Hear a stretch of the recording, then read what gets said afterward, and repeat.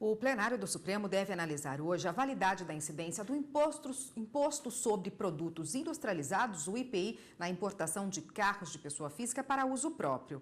A consultora jurídica da TV Justiça, Gisele Reis, está aqui no estúdio e vai conversar com a gente a respeito desse assunto e da sessão de logo mais no Supremo Tribunal Federal. Boa tarde, Gisele. Boa tarde, Érica. Boa tarde a todos. Quem questiona o pagamento desse imposto aqui no STF? Nesse caso em especial, é um colecionador de veículos.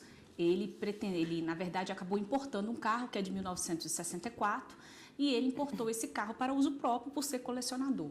No momento em que ele foi efetuar o desembaraço aduaneiro, a alfândega da Receita Federal exigiu o pagamento do tributo e aí ele acabou entrando com mandado de segurança, questionando essa tributação na Justiça. No primeiro momento, na decisão de primeira instância, ele teve o pedido dele julgado procedente, ele ficou liberado do pagamento do imposto, houve um recurso para o Tribunal Regional Federal da 4ª Região, que tem sede em Porto Alegre, e aí houve uma mudança dessa decisão, argumentando que esse imposto deveria se incidir.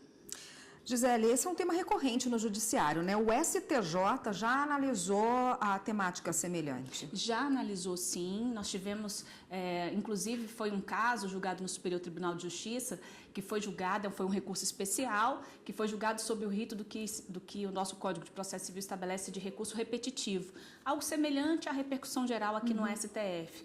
Ou seja, existe, diante de números de processos que discutem a mesma temática, elege-se um que é representativo de toda a controvérsia, julga-se aquele e a decisão ela é válida como entendimento do Superior Tribunal de Justiça e orienta a solução dos demais casos.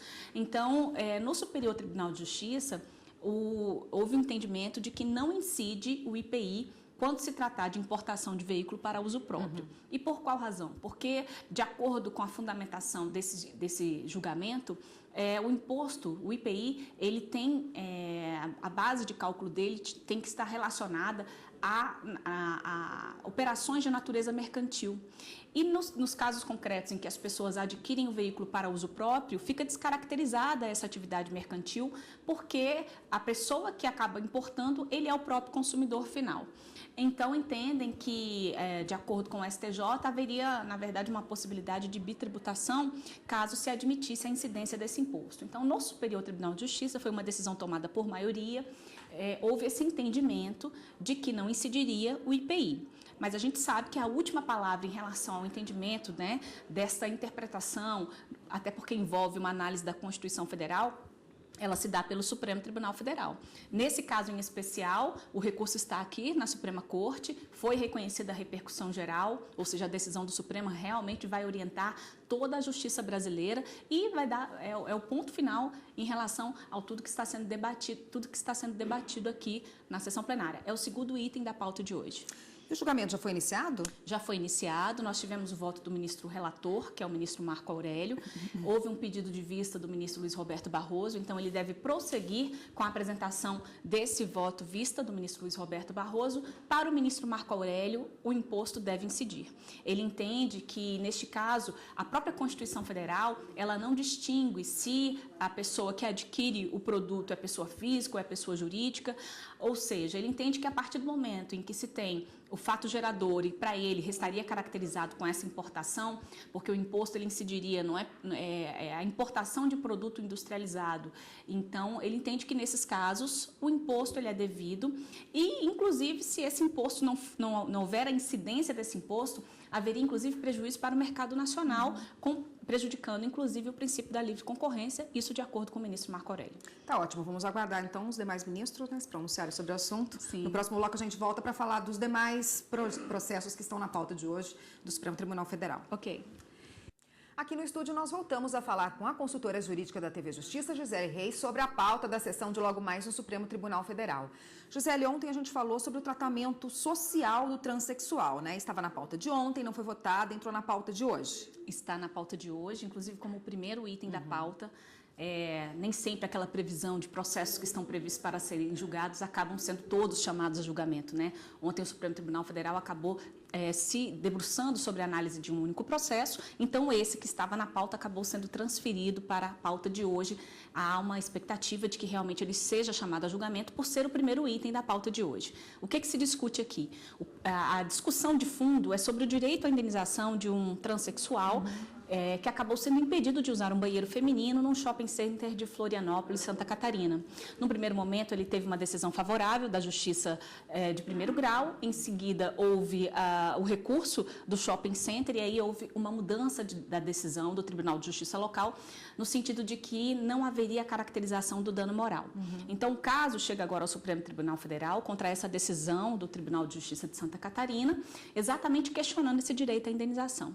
Querendo ou não, essa discussão envolve exatamente isso que você acabou de mencionar, a questão do tratamento social que deve ser dada aos transexuais de um modo geral. Porque, na verdade, embora ele tenha nascido com um sexo anatômico de um determinado, nesse caso, masculino, ele se identifica como uma pessoa do gênero feminino, ele se porta como uma pessoa desse gênero feminino e quer ser tratado desta maneira.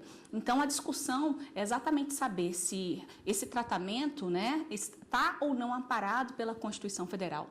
Quais são os princípios que acabam sendo discutidos aqui? Princípio da dignidade da pessoa humana, direitos da personalidade. Então, é um tema super interessante, não é o único caso esse que aconteceu em Florianópolis, existem outros que nós temos notícia em outros estados da federação, e então esse caso, também por ter repercussão geral, vai orientar o judiciário no que diz respeito a esse tratamento social. Algum outro destaque na pauta? Bom, a pauta de hoje está composta por 9 processos, sem contar aquelas listas dos ministros. Uma característica interessante é que, à exceção desse que eu acabei de mencionar, que esse ainda não foi, nem o julgamento sequer foi iniciado, existem os outros 8 processos, e aí nós temos mandados de segurança, ação direta de inconstitucionalidade, reclamação. Todos os demais foram processos cujo julgamento já foi iniciado e foram interrompidos por um pedido de vista.